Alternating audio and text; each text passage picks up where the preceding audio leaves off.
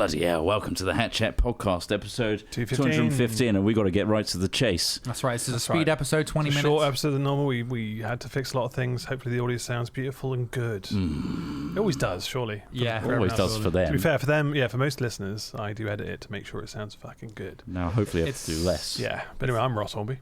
I don't give a shit. That's fair enough. We haven't got time for that. You were going to say your name. This is episode 215. Yeah. Let's get into the nitty-gritty then. Okay. We released a song. We released a goddamn song. We actually released a single, which we haven't done in a long time. Yeah. It's called You're in a Toby. Mm-hmm. And it basically mocks... grammatically correct, if you're looking for it. It is grammatically correct if you're looking for it. You have to put an apostrophe in. Yeah. It's now available on Spotify if you're listening to this now and you're like, I only use Spotify, but it's also available on Apple Music and Amazon and most major music platforms. Films, music. Bandcamp. If you want to support us, you can get it on Bandcamp. You can, and you can choose your own price. You can give us £1,000. I think I just set a price of £1. But you don't. I mean, you just listen to it. It's absolutely fine.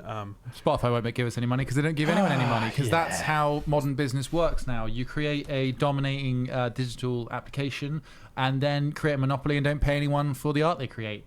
That like TikTok. Is like TikTok. Like short form content, which like is shorts on YouTube. It's quite punitive, really. Like you can work really hard making stuff like that, chowing stuff out and make a pittance. You have to have millions and millions and millions of views to make any money. Like so Rihanna. Thank you very much to our Patreon subscribers. Patreon.com/hatfilms. We really appreciate it. That's the reason we're doing this short but sweet podcast for you today, because we know you enjoy it. We wanted to get this out there. We've been on a good streak recently. And thank you very much to those people for supporting us. I like to think we work on a kind of system of better than nothing. Normally, including streams sometimes when we aren't ready for a stream or something, or one of us is away. A stream is better than nothing, right? For those who do enjoy tuning in. It's so easy to forget that certain people exist online when there's so many options available. Exactly. Out of sight, out of mind. So we have to stay present. We have to stay present to stay relevant, to stay funded, and therefore stay afloat. Okay. So anyway, talk to us about the inspiration for Toby.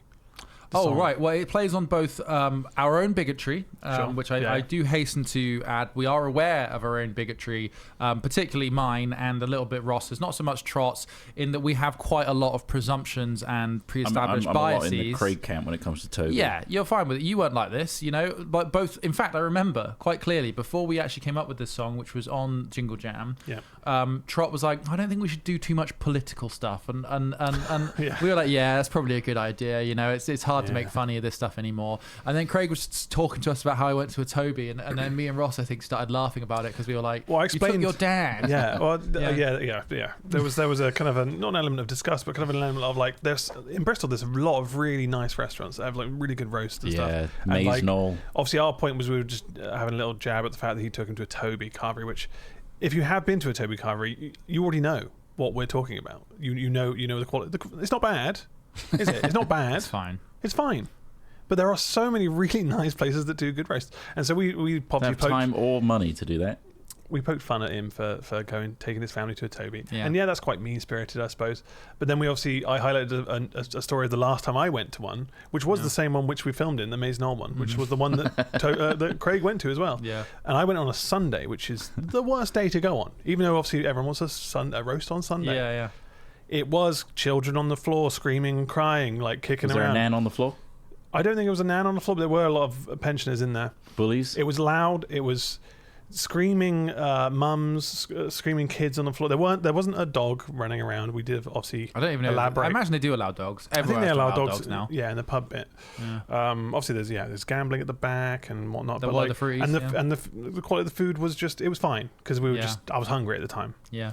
But like again, we were just poking fun because it's not the best roast you're gonna have.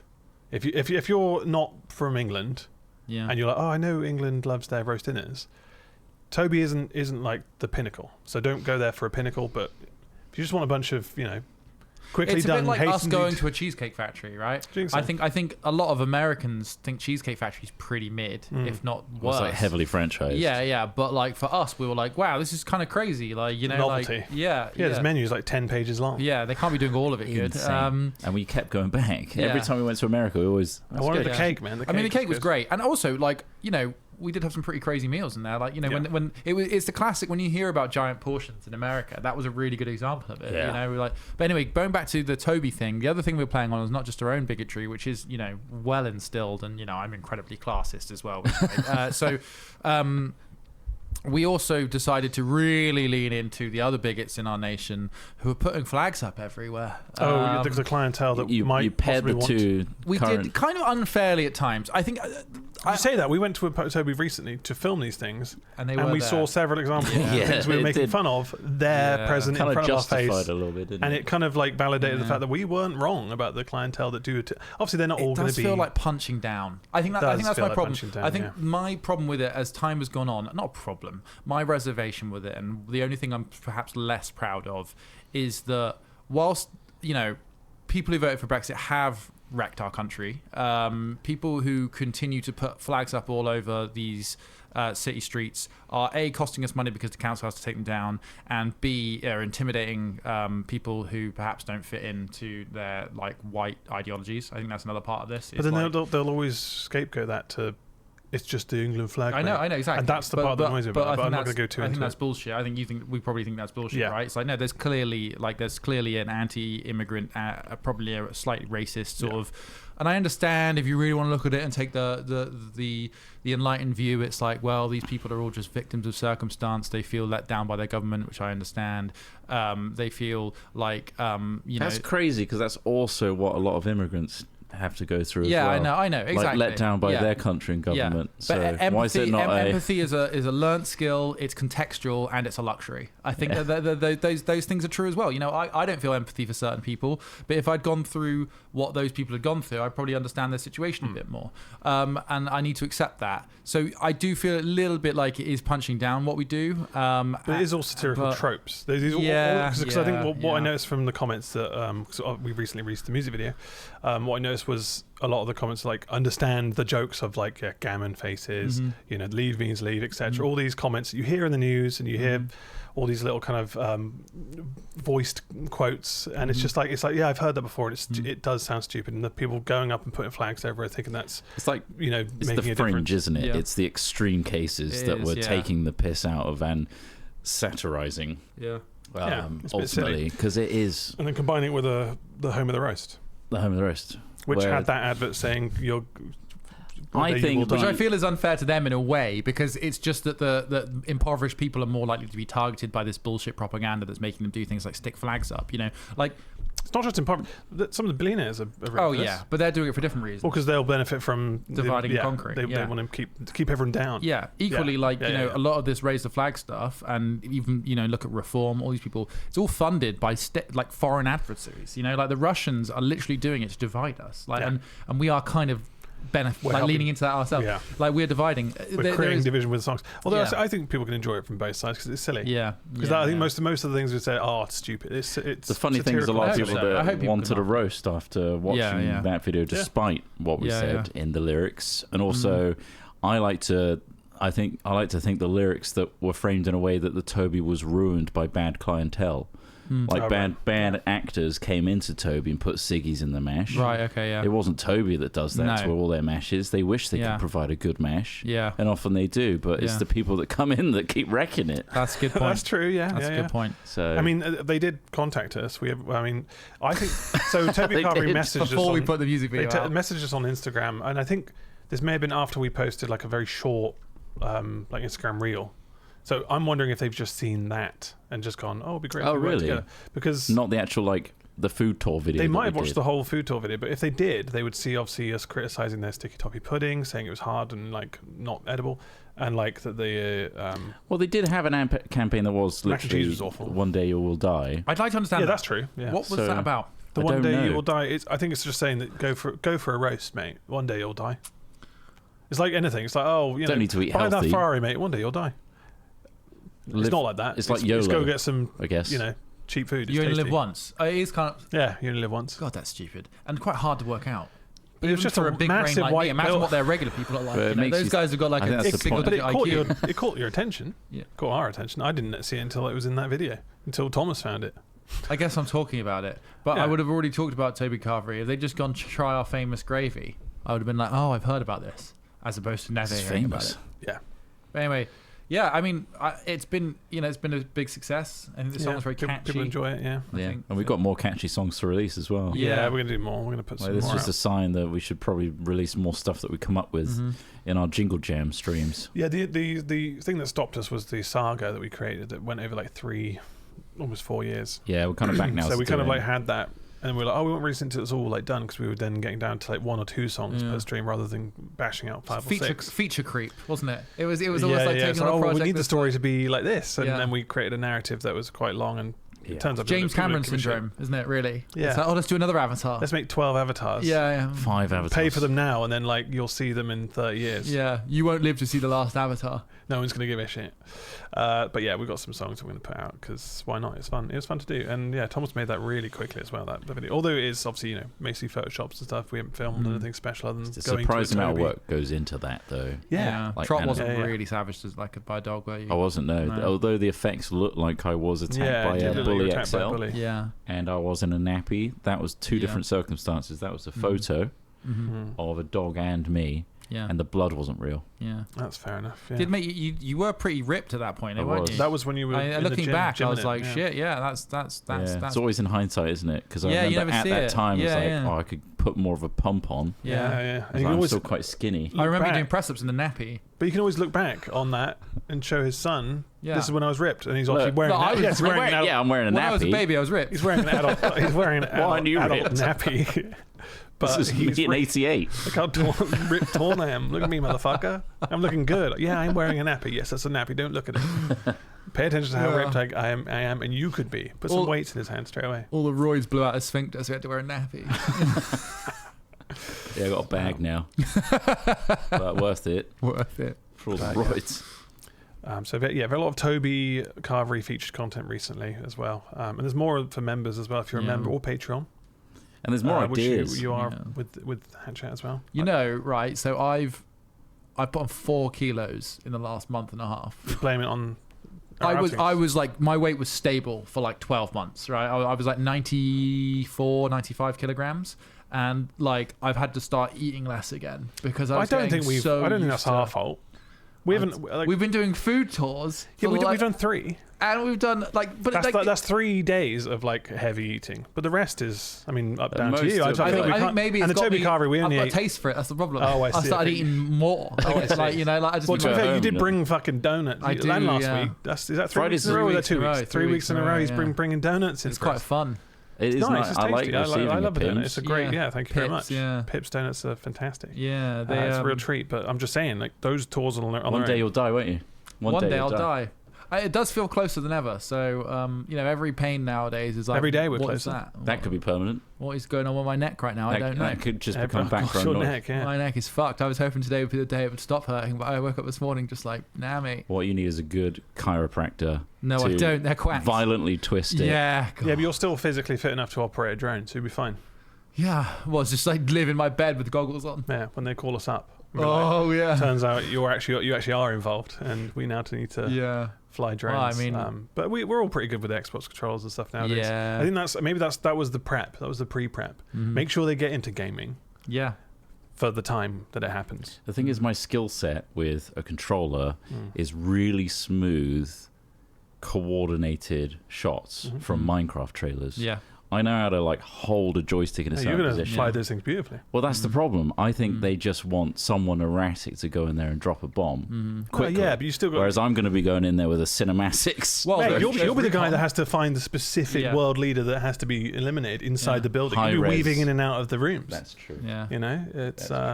If you really want to talk about the details of it, and I won't go into it too much because it is quite sad and morbid, but like ultimately there's people that do recon with Mavics. So you could be like the wide camera eye guy. So they're the one that gives a full overlay of the battlefield, and then you have FPV drones which are used as. Can they call me Spider? Target.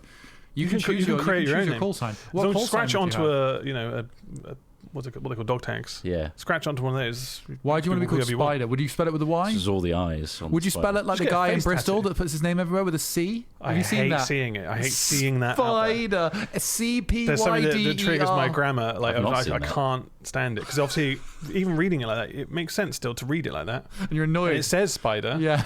But it's a C instead of an S, and I hate that. Other one, nice one everywhere. I've seen nice one everywhere. Yeah. Nice one's fine. It's a quite simple font, isn't it? It's quite a nice font. The other it seems quite hard probably to do that well. The lowercase, yeah. There's also the one that's like, tell them you love them. Oh yeah, which is like that's had complaints in the Bristol subreddit. Yeah, they've been like, I'm sick of seeing this everywhere. Yeah, it's like, well, yeah. Stop telling me what to do. I don't love him. I don't love anyone. I don't love anyone. Stop it.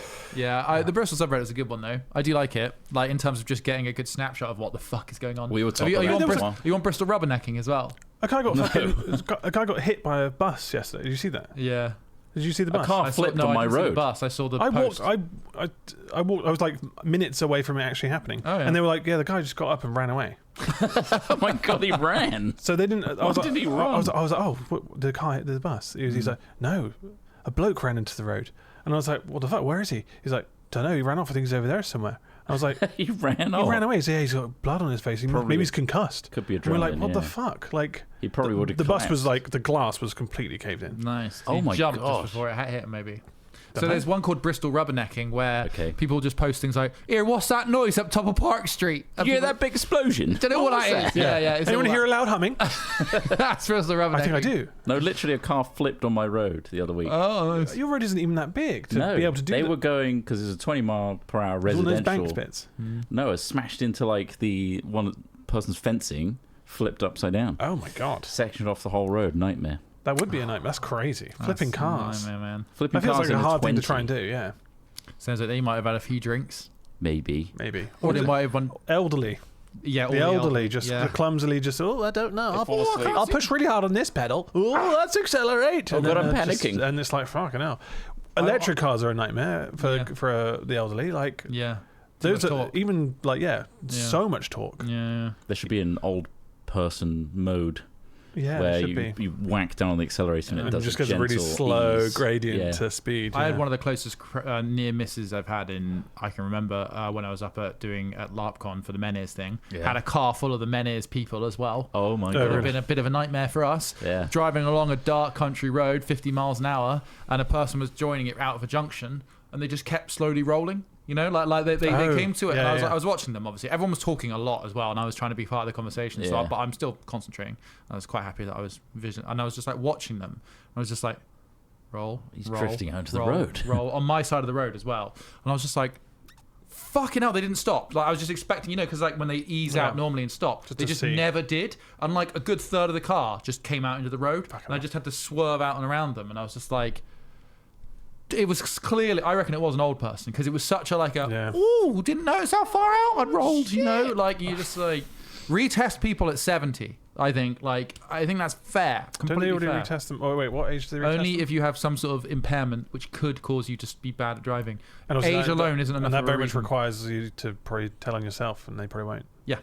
Yeah, or a doctor to do it. God, that's worrying. Yeah. It is. Like my granddad had Parkinson's for years, and he drove way too far into that. Like that. I was just like, Jesus, man. But like people cling on to their independence. So I'm gonna, not to go back to politics, but Jake Paul's obviously going to become a politician soon. So I think I stand a chance of becoming a politician myself. Yeah. And I'm going to introduce the law cut-off point. Okay. Wow, so cool. Or cop, as you call it. Cop. Yeah. Certain age. Are you comparing yourself to... I'm not sure if you're comparing yourself to Jake Paul. I'm just saying if it's possible. Yeah. It's someone like Jake Paul. So is this your lead thing? You want to just ban the elderly from driving? Cut-off point. What happens? We're killing the elderly. Oh my god. Fucking hell. There's a cut-off point. What's the cut-off point? If Boris Retirement couldn't do it, you age. can't do it. Retirement age. Well, that solves the triple lock problem, doesn't it? Yeah. Boris bloody tried, didn't he? Stay out there. He's like, just bloody let it happen. I say let it spread through. Let them pile the bodies high in the streets, is what he said, wasn't it? Is it really? That's what he said. Oh my god. Let them pile the bodies in the streets. That's fucking mental. Yeah, Prime Minister. He's all right, though, isn't he? He's all right. Yeah. Funny lad. Somebody I can have a pint with. He's funny. You saw him abseiling or whatever it was on the Oh yeah, he got stuck on a zip line, didn't he? Flags. We had the flags because he's like a British bird, isn't he? He's just an awkward. He's just some bloke. As long as they're sort of fuck, he's in the room. Don't Google Bullingdon Club. Yeah, that's crazy. That's 69 out with a bang. Would you guys vote for me with the cut-off point? I think so. The cut-off point sounds kind of crazy because I think by the realistic time that you will become kind of in power, we'll be closer to the cut-off point. The cut-off point is sign our own death warrant. If you pay me. But then at the same time, like I feel like maybe we should have a cut-off point. I might not be strong enough to do it myself. You want to do it? You don't know. A suicide pact. You don't know what's going to happen. Well, I think what's interesting, and we don't have time to talk about it, but life extension is probably going to become more and more realistic for us. Potentially, medical advances are pretty impressive, and they are probably only going to accelerate. Yeah, well, let's see how this bloody war goes on, and we'll see how much advancement we make. Yeah, that's true. We could be thrown back into the Dark Ages. Bloody Dark Ages, yeah. What? Back to Yeovil? Back to Yeovil. We'll have to travel back to where we came from. I reckon back to a Not time Swindon. No, I don't want to go back. The Dark Age where lampposts were still orange at night time. That was nice, wasn't it? Yeah. It's a nice The colour. old times. Nice glow. I like or even older. It was much better. Gas lamps, yeah. Not with this war. Not with this price. Not with these prices. $100 a barrel. They're threatening 200 soon. Honestly, I think the world got fucked when we switched to LEDs. Did you? When we started trying. Because all our circadian rhythms are thrown off. All of them. He thinks awful. We all have to be subjected to lampposts. Lampposts have been around since like the fucking 17th century, though, haven't they? Cut-off point. All right, vote for me. When you say subjected to, is that just like what we're staying outside a lot more We're just seeing too much white light. Yeah. The Kelvins are all off. Well, that's but you're staring surely at your phone before the you go to bed screen every should be night. the thing that you're looking at rather than the lights. The screens are more of an issue because people are more likely to look at their phones more than like the lights outside. Well, how are they going to vote for me if they're not on their screens all the time? Well, yeah, just make it I'm orange. going to be making so much content. Oh, Chris Trott, I'm going to have to stop you there. That is the end of today's podcast. That is short and sweet for you, ladies and gentlemen. That is very. We have a deal to do. We have a game. We've got a brand deal. Thank you for fixing the audio, so it sounds good, but it's short. World's shortest podcast. But hey, we're here, aren't we? Yeah. And you're here too, supporting us. Thank you to our Patreons. You can support Hat Chat and keep it alive and well, because one day you'll die. Yeah. Thank you to also joining our discord.gg/hatfilms. You can use that Patreon to access all our members' videos as well on that Discord. So head there. If you've got fingles, I can't stop using my own fingles because there's no fingles. Send them to hatchat@hat-films.com. Thank you very much. And we'll tune in next week with more Hat Chat news and gossip. Yeah. Would you vote for Chris Trott? That's the real question. Cut off point. See you in the next Hat Chat. Goodbye, everybody. Bye.